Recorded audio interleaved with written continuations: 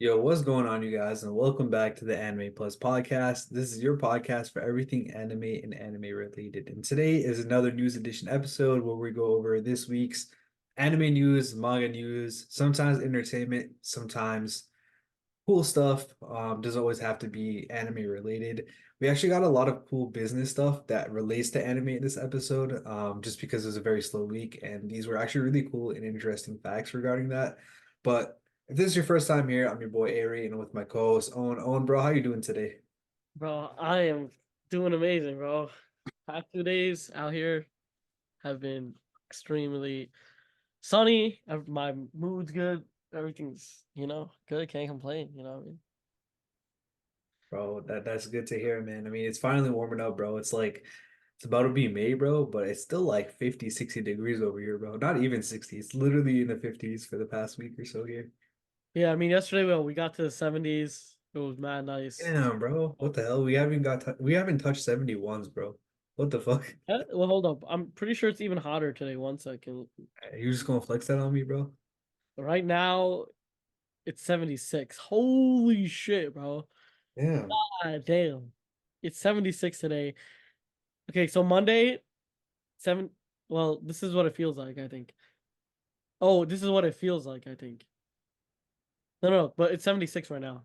So Monday, low is 50s, high 78, right? Tuesday, low 54, high 72. Wednesday, 58, high 74. So right now, we're good to go. New York is getting its go weather. People are about to be outside. It's about to be lit. Yeah, we're not doing the same in Boston. It's 65 right now, which is probably the highest it's been all year. Next is lit, bro. Starting Monday is in the 70s, bro. This week, the Yeah. rest of this week is gonna be in the 50s. But Yeah. yeah, Okay, so this week actually it's in the 60s. Next week it's gonna be in the 70s. Yeah. ah, Yeah, same for us, same for us. Yeah, I was reading that wrong. Not a meteorologist out here. you're lucky as hell, bro. I'm not gonna lie.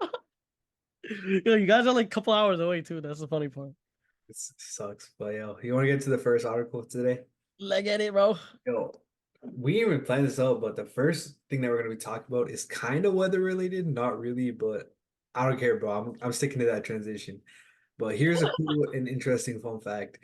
So, for a lot of people that are fans of this series, you already know the series ended. Land of the Lustrous. The manga just ended.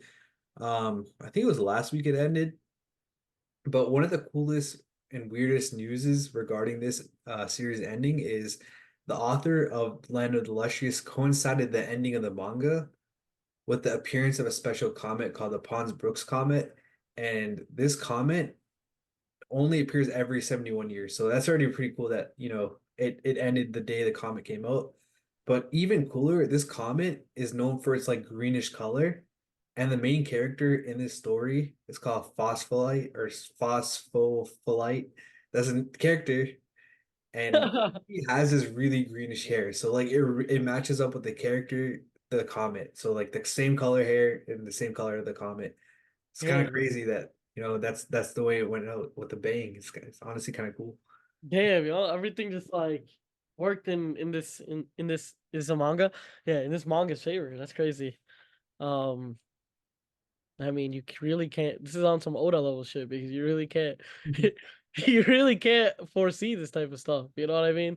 It's Right. just the stars aligned and bam, they got the perfect ending. I mean, I'm happy for the fans that got to enjoy something that crazy and intense.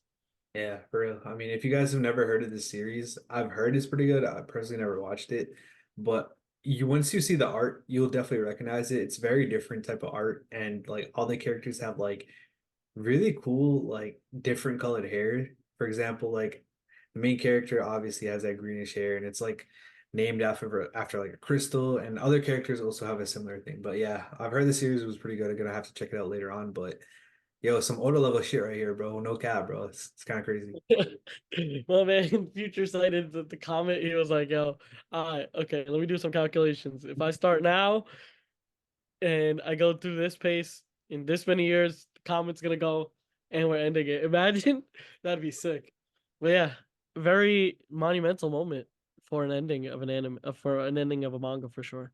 Yeah, for sure. But yo, speaking of Oda, bro, we got some One Piece news, bro. You want to talk about this one, bro? Because I know you're gonna be hyped. Oh yeah, yeah, yeah. I mean, bro, um, One Piece. I mean, what am I saying? There is gonna be. This is you're talking about the novel for One Piece, right? For Yeah, the Zoro novel. sir. So I don't know too much about it, but what I've heard is it's going to take place from when Zoro before Zoro joined the crew, so the time his like after his past and right before he joins the crew. I feel like in the beginning of One Piece, Zoro may have been stronger than Luffy, Yeah, or if it really seemed that way, especially for the first couple sagas or arcs, you could say. Zoro definitely seems stronger, and we do get a bit of his story of why he wants to become, the greatest swordsman and stuff like that, but we don't know what he's doing, while he's like a teenager, how he's progressing, what his mindset is, and why he is the way he is. We know just a little bit, and obviously that's a very defining moment for him. But Zoro, bro, I'm just hyped for this, bro. Zoro's an amazing character. He's badass. Been one of my favorite characters for over 10 years. So I'm hyped for this. I know everybody, all the One Piece fans hype for this. I feel like Zoro gets so much hype. Um if Luffy's not your favorite, it's either Zoro and Sanji normally. And yeah, bro. I mean, I'm hyped. What's your thoughts, my man? yeah. So honestly, man, like let's back it up a little bit. So obviously, One Piece has a bunch of different novels. They have One Piece Odyssey, One Piece Heroines, and also the Aces story. They have also the Shokugeki no Soma and One Piece collab, where it's like called Shokugeki no Sanji, which we'll talk about that later in the episode. But yo, this is probably the most hyped of all the different novels for me personally. I mean, come on, bro. Like, who don't love Zoro?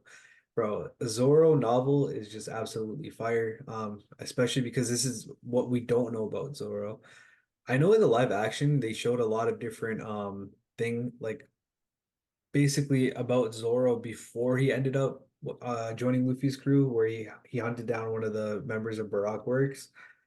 I haven't read the manga, but I've heard the manga or at least the cover stories kind of goes over this a little bit. So that's one side of Zoro that I didn't know personally. So for us to finally get like a novel based off of Zoro for before he joined Luffy's crew, I'm pretty hyped for that.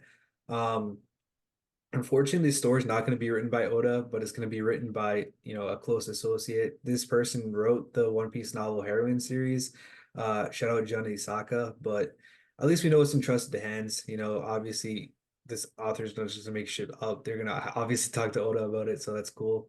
The first chapter will be called Prologue Sasakazi, so I guess we'll just have to find out and see what it's going to be about. But honestly, bro, my two hopes for it is obviously number one, badass backstory. And number two, I hope we get an anime adaptation. I know it's too early to see all that stuff, but it would definitely be hyped. Yeah, I mean, bro, Zoro, he had a name for himself before he got on Luffy's crew. Um people thought it was Zoro's crew when they heard like Pirate Hunter Zoro. The fact that he had this name prior to even joining Luffy's crew, we know he's done stuff. We know he's a badass. And again, you spoke about that Baroque works part. It is sad that they didn't show that in the anime. They actually showed that in the live action. Um, they did. I'm pretty sure they showed that in the manga too. We just never got a part of that in the manga. But in general, he had to have been slaying tons of people for him to get that name. So I do want to see. I want to see him climb the ranks and see how he got his notoriety. Yeah, exactly, bro. Like it's gonna be hype, bro. Whenever this comes out, man, I don't know if I'll read it, but if we do get an anime adaptation, I'll definitely peep it. And if not, I probably will end up reading it. But either way, man, Zoro information, Zoro story, I'm hyped. Hell yeah, bro. Hell yeah. All right. Let's start getting to the next few articles. A lot of these are business related, but they all have to do with anime. So we'll start off with this one. So a former MAPPA executive actually started to establish his new anime planning company, which is kind of crazy. This guy has been with MAPPA since 2018. His name is Kimura, Makoto Kimura. So obviously MAPPA has its whole stigma with overworking its animators and all that different type of stuff, but it also has a pretty good standing relationship with like the viewers in terms of like the work that they produce is just absolutely insane.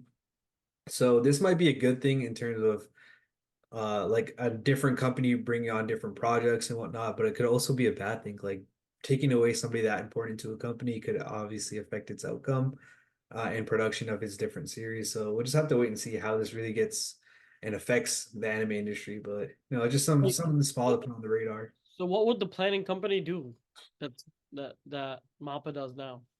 So this company is planning to produce TV, anime, films, manga, and novels, and more. So we don't exactly know what that entails, but it's not crazy to say that they're gonna start doing pretty much similar things to what MAPPA has been doing. Probably on a smaller scale, but still like something similar. Damn, bro. I mean, if you can't beat up Jordan, that's it's reversed. If you're not joining them, do your own shit. Right. But damn, this is insane. Um, so that's actually crazy, man. So I'm assuming this guy knows the ins and outs of the industry, and something happened to him at Mappa, so now he's doing his own shit. Uh, that's how I'm in taking this. That's it's very good, for the dude himself. I'm happy for him. Hopefully everything goes, correctly. I hope everything goes right, and maybe he can, um, whatever's wrong with Mappa, all the issues that he sees, maybe he's trying to bring a better version of that, and we all know how the animators at Mappa, how hard they get worked. So maybe it's like maybe he's creating a better system. Yeah, no, I mean, it's definitely possible, or he could be the problem, but I don't know. We'll Yeah. figure out, man. We'll figure out once this company puts something together. You're right, bro. Imagine this dude is the problem, and now Mappa employees start feeling better and shit. Yeah. Crazy. Yeah. Honestly, Yeah, man, this is mhm. like a double-edged story because it could either be a huge impact to the anime industry or it could be insignificant. We don't really know. It's too early. Exactly. Yeah, yeah. It could be a bust or it could be, good to go. But until it comes into fruition, we will never know. Facts. All right, let's get into the next one. All right, so this is pretty cool. The Japanese music sale revenue has increased by 10% in 2023. Obviously, we can't do this year, but from 2022 to 2023, 10% increase is insane. I don't know if we can attribute this to anime because Oshinoko popped off. That there might be a little money to be made there in that specific region that from that anime because obviously it's all about idols and that type of stuff.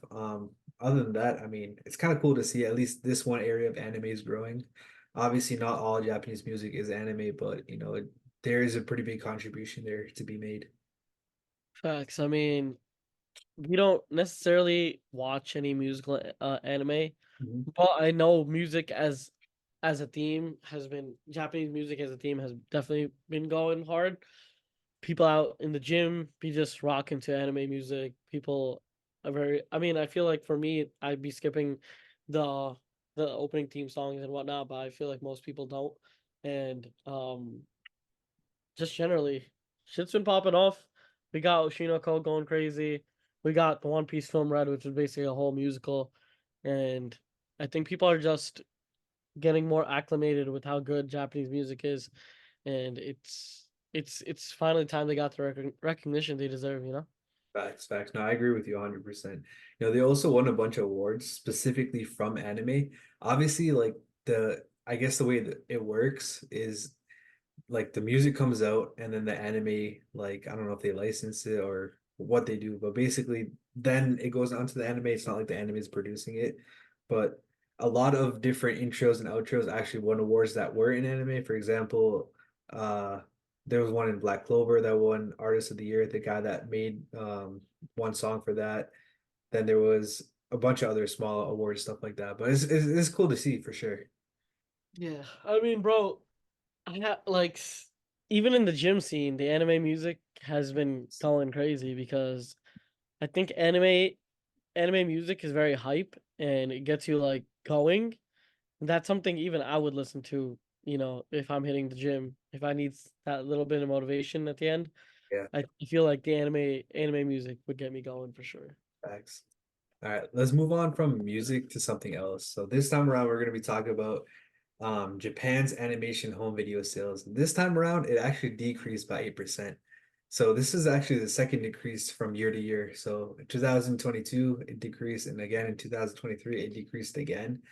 Bro, I have my theories about this. I don't think that animation or anime in general is decreasing. I think it's just the home video sales because obviously people are pirating, people are just streaming. There's a bunch of different reasons why this could happen. But personally, I don't think the anime industry is decreasing. What do you think about that? Or do you think it is decreasing? So this is the anime industry as a whole. It says Japan's animation home video. What does that mean? Yeah, so it's like buying Blu-ray DVDs and that type of stuff. I would say yeah. Why would that not decrease? You could get everything online now. Does that count? Yeah, no, that doesn't count. This is just literally like physical copies. Yeah, I mean it's down. It's not even that less people are watching because we know that the anime industry is growing as a whole in popularity. So many more industry like non-adjacent industries are getting into it, like um sports. We have like celebrities getting into it, like every McDonald's, we have fast food chains. It's growing, right? Everyone's getting a piece of their pie. So in general, it's growing. But the thing is, as technology, gets more towards streaming and online services, less people are gonna get DVDs, bro. I don't even remember the last device that I had that takes a DVD. Like realistically, my PC does not take a DVD. Like none of my laptops or iPads or phones or any of that stuff in my house take a DVD or Blu-ray, any of that stuff. I just think that we're at a point where DVDs, cassettes, all that stuff is blast in the past, and if if anything, 10% is pretty low. 8% is pretty low. You know what I mean? Yeah, no, that's fair. One thing that I found interesting is the home video sales accounts for 80% of animation sales, which is kind of crazy to think about it because you would think DVD and all that stuff is obsolete at this point, but it looks like it's still pretty popular. So that's kind of why I wanted to put this on everyone's radar. Again, I don't really think it means the anime industry is decreasing at all. I think we're just kind of getting more with the times, but I don't know, 80% is a huge chunk of market share. So I thought it was interesting for sure. Yeah, I mean, generally, it's not a bad sign. Like the 8%, not a bad sign at all. Especially if this is just for Blu-ray and physical stuff. I think this is nothing to be worried about for Yeah, anime and for the anime industry itself. If anything, it's just it's evolving with the times and yeah. facts. All right, let's move on to the next article. This one's actually completely random, but there's a reason why I had to throw this one in here. So, Fist of the North Star, one of the oldest anime out there, is starting a Kickstarter campaign for a kitchen knife. It's literally just a kitchen knife, but it's kind of I guess they laser etched in like the a specific thing from that anime into the knife, and they're doing a whole Kickstarter for this. It's kind of like a collab between obviously Fist of the North Star and like this one knife company. I think it's literally called Anime Knife. So I don't know. I thought it was pretty interesting. The knife itself costs like $139, which is wild for a knife. But each knife is handcrafted, made with molybdenum vanadium steel, and then the design is laser etched in. Bro, I don't even know what that is, bro. But that sounds like some Wakandan material out here, bro. You feel? This looks sick. I'm not gonna lie, on some sea prism stone type shit, bro. Facts, facts. This actually looks sick. Damn, when is their Kickstarter running, or when does that start? I believe it had already started. So it started in March 23rd and it'll go Okay. until May 7th. Damn. Okay. Okay. This is fire. I mean, if you guys are interested in this, like, interested in first of all, the show itself. Secondly, um, not the show itself, but also just the actual knife and how cool it looks. Kickstarter, there's always like a limited quantity. So if you guys do want to go check it out, this would probably be the time, or else it'll probably be a while before they actually start production. Yeah. But honestly, bro, the reason why I brought this one up is, bro, we gotta talk about another Kickstarter, bro. You feel me? Yo, I appreciate you. So yeah, I mean, this is why I was kind of intrigued about this, and I appreciate you for bringing this up. Gotcha. But yeah, we're starting a Kickstarter very soon for Drop Click. We're putting the Ghost Triggers on Kickstarter. It should be around a couple of weeks. I'm gonna keep you guys updated as it goes on, but what the trigger stops do is they allow you to aim, shoot, and react quicker by reducing your trigger's travel distance. We've been selling it over the past 3 years, but they've only been sold through like a 3D printed manufacturing method. Right now, we're actually taking things to a whole new level, and we're getting them injection molded through plastic and just making the product more accurate and just trying to get it mass manufactured for everybody around the world. And this is our last step. The whole goal for the product itself was so gamers don't have to spend $200 on an advanced controller.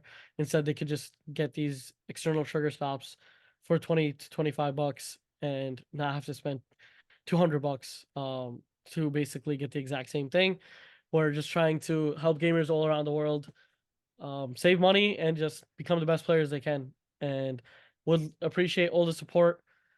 If you guys want to check it out, you can check out the website right now, dropclick.com. We have the ghost triggers there for now, but as the Kickstarter, um, as we get closer to the release date of the Kickstarter, I'll give you guys more information. But yeah, it's definitely coming out in a couple of weeks. Appreciate you guys for your support, and if you guys do want mouse pads and keycaps, definitely go check out DropClick and use code Anime Plus for 10% off. Facts, bro. Yo, I know you like that transition, though. That shit was sick, bro. I appreciate that, bro. That was a straight alley. That was on some D-Wade shit. You pulled some D-Wade shit right there. Got All right, man. Let's get into the next article. This is gonna be the last of our, I guess you can say, our business segment. Let us know if you guys like this or if we should cut this part shorter. This is honestly the first time we started going to more behind the scenes numbers, business, and all that type of stuff. But yeah, let us know for sure in our Discord. Let us know there or DM us on Instagram. But here's the last piece of the business news. Bro, this is mad random, bro, but I don't know why I had to throw this in here because a lot of us did look up to this specific company. I guess it's company now, when we were younger, but Faze Clan, bro, they officially fired so many different people. They only have about like 10, 15 people left. So who they have left is Adapt, Apex, Banks, Jeb, Kaysen, Nick Merckx, Replays, Ronaldo, Rugg, Scope, Swag Temper, Your Rage, and Zuma. Everyone else has got fired, including Blaze, which is a huge fan favorite. Damn. Yeah, Damn. it's crazy. I don't see Rain on here either, so He's out, bro. that's pretty Everybody insane. else is out, which is crazy. That's pretty insane because Rain was one of like the founders or founding members or whatnot, and he was a huge part of them while they were growing. Yeah. They they were growing heavily when they were in the New York house out here. They moved to LA and they made a whole like it was a whole they brought it to a whole new level. But they were in the trenches when they were out here, and that's when they were getting the most views, I would say. Like that's when they were popping off, and that's where they were building their community. And I would say Rain was a huge part of that community, and it sucks to see that he's not a part of this. Also, Blaze, I always thought he was there since the beginning, so I always thought he was a founding member, but apparently he's not.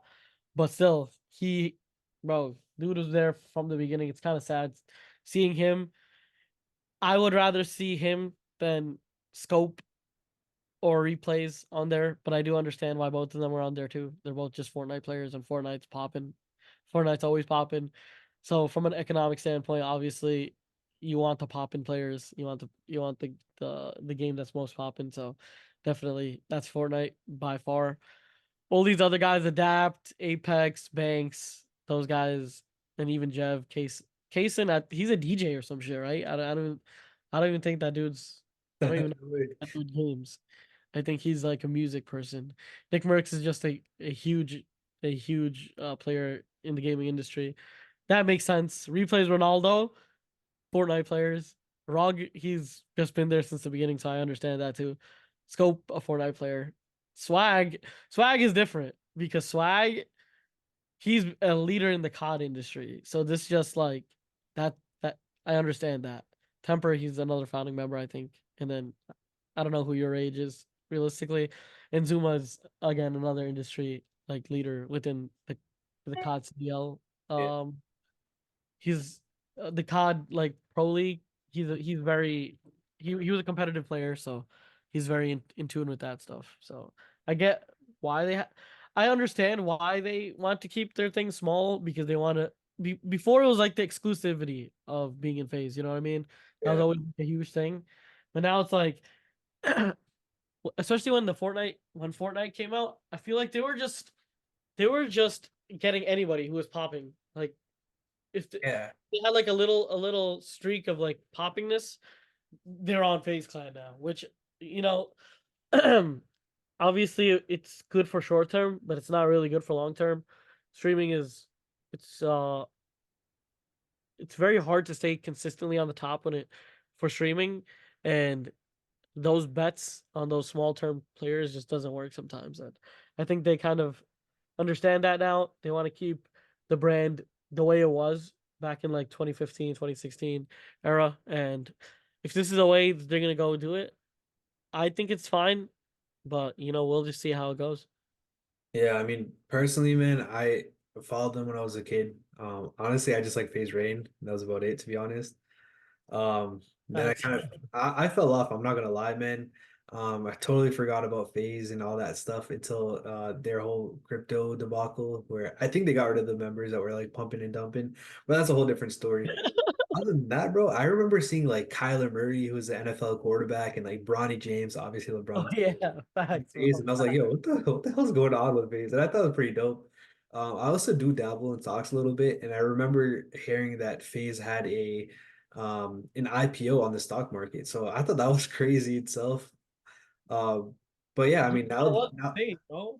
But their shit plummeted heavily, right? exactly, yeah, yeah. So now that it is like a publicly traded company, like obviously the way it works is they have to listen to their shareholders, you know what I mean? Like they're basically the shareholder slaves in a way. But like they have to do whatever like the board wants them to do. So if this was what they had to do in order to I guess revert back to their old ways and kind of go back to the peak of what Phase was, then this is what they had to do. Obviously I'm not a big Phase person. Like I grew up on them and then I fell off, but I mean, I guess you could say like, they had to do what they had to do to bring back their core beliefs and core values, but it does suck to see like some of the OGs not there with them just because like this could happen to anyone in anywhere, you know what I mean? But I guess it is like, it is what it is, happens all the time to all different people. And I guess it's just a sign that, people should stay innovative, people should still stay working hard no matter how much success they have. But yeah, it's a little more deeper than I thought I was gonna be with it. But yeah, it's just definitely interesting though. Like I had to throw this in here for sure. Yeah, I mean, hopefully they're going in the right direction and they bring FaZe Clan back to its former glory. Facts, bro. Yo, we gotta do something like this, bro. Because this shit kind of lit, bro. Like, imagine have like a whole team of like, I don't know, anime people. That'd be dope as hell, bro. I'm not gonna lie. That would be sick, bro. And Anime Plus esports team going Yeah. about to yo, we about to start that soon or what? Bro, I'm down, bro. Like I'm telling you, bro, we gonna go crazy, bro. It's only a matter of We time, we got some crazy players out in the Discord, so I mean we definitely fuck shit up out there, you know what I mean? bro. Facts. We can start like a basketball team too. You already know, bro. I'm a shooting guard, bro. Facts, bro, facts. So, I got y'all with like motivational pep talks. I got you with that stuff. I don't think you're gonna see me on the court too much, but um I know my boy Aray clean with it. I'm dead. All right. Let's get into the next one. All right. Promise y'all no more business talk. We're gonna be talking strictly anime manga here. But yo, let's start off with this one. So we just got a US monthly book scan, which according to Publishers Marketplace, Bookscan is like the golden standard data service that tracks actual weekly retail sales of trade print books in the US. So basically this is gonna track the monthly sales of a specific manga in the US. So it's definitely gonna be different than what we can expect in Japan. But what we have here is a top 20 list. So we got a lot of My Hero. Obviously, My Hero volumes 37 is number one. We got Spy Family, the newest volumes here. Got One Piece at number three with 105. Got some Chainsaw Man. We got the Berserk Deluxe Volume 1. And then we got a lot of One Piece actually. So we were talking about it earlier, the One Piece novels. We have One Piece's Ace's story. We have One Piece's Shokugeki no Sanji spinoff. And then we also have One Piece Omnibus edition, which is like a bunch of different manga volumes combined into one. And then lastly, we have some Dragon Ball Super, JJK, Spy Fam, blah, blah, blah. First volume of Demon Slayer. And we also have like at six different positions, we got different volumes of Soul Leveling. So those are the top selling manga of this month in the US. So definitely very different than what you'd expect from Japan. And when we usually do episodes regarding this stuff, we get like a bunch of different series in here, but a lot of Spy Fam, a lot of My Hero, a lot of One Piece. Obviously, One Piece won't be there, and Chainsaw Man. Facts. I mean, One Piece is definitely gonna be there. I'm surprised My Hero's number one. Is this like a new season or something crazy happened in this Um, episode? yeah, it's starting to come closer to the finale, so I think it's kind of peaking right now. Damn. I mean, hype for the My Hero people for sure. Shit looks sick. This cover image honestly looks sick. My Hero has been getting better over the past couple seasons, and I know, according to our boy, the shit gets insane. So, I mean, I'm still waiting for that for the anime, but I'm still hyped to see One Piece out here. A couple of them, not even just one, a couple different novels or pieces of One Piece out here. I mean, that's amazing to hear. I actually have those. I just bought them recently, so I might have contributed to this, even if it's a little bit. Oh shit! Oh shit! My man, putting in that work. Let's get it. All right, let's get into the next few. We'll just kind of go through these ones quickly because they're not like super hype, but they might be hype for you. So first of all, we got Arknights: Rise of Ember season three is coming out. This is based off of a game, so I thought that was pretty interesting. I don't really know too much about it, but if you guys are a fan of Arknights, we are getting a third season for that. We also got some Netflix news. This one's pretty dope. So one of my favorite anime, Golden Kamuy, actually had a live action film, and it's coming to Netflix on May 19th. So you guys can peep it there. It does look pretty realistic. It looks pretty good. This is actually an anime I think would make a great live action for sure. So I might peep this one. And Owen, I'm gonna tell you right now, you gotta peep the actual anime Golden Kamuy, bro. It's fire. Damn, yo. I mean, they're doing their thing again with these live actions, and all I know is Netflix has been doing a good job. So if you guys did like this as an anime, you guys might like it as a live action for sure. Thanks. All right, and then the last story of today, we got some more Netflix news. So we're getting more new episodes of Pokemon Horizons coming to Netflix on May 10th. Obviously, this is not going to include Pikachu and Ash, the original one. They have Pikachu in here, but it's not the OG one. The first part of this came out last year in March, I believe it was. But now we're getting the second part of this. I kind of hate how Netflix does that. It kind of splits things up. But if you guys are Pokemon fans, despite Ash not being in there, you guys will definitely enjoy this one right here because we're getting more Pokemon pretty soon. I mean, bro, this is good. This is good for the new gen, even though they're gonna miss out on my boy Ash, my But boy Brock, and Misty, May, Max, all those fun characters. I mean, that was our generation. This is their generation, and hopefully this is as far as the first. Hopefully these characters are as far as Ash and as memorable as he was. yeah, no, we'll just have to wait and see how it goes. But I don't know, man. If I have a kid, bro, I'm gonna make sure they finna watch the OG, bro. They're not watching this until they finish the game. Facts, bro, facts. Been watching that first episode where Ash gets late and then gets his shit rocked by Pikachu like multiple times, Right? and it all starts then, bro. I still remember that episode, like it was either the first or second episode where the Spearows came, they Yeah, started ganging up on Ash, and then Pikachu came, he just zapped up all those motherfuckers. It was sick, and it was mad emotional because Ash and Pikachu actually didn't get along in the beginning, and you know we know them as the dynamic duo now. So they come from they come from the trenches. For sure. Thanks. All right, guys, that's gonna be it for this episode. Thank you guys for listening, and we'll catch you guys in the next episode. Peace. Peace.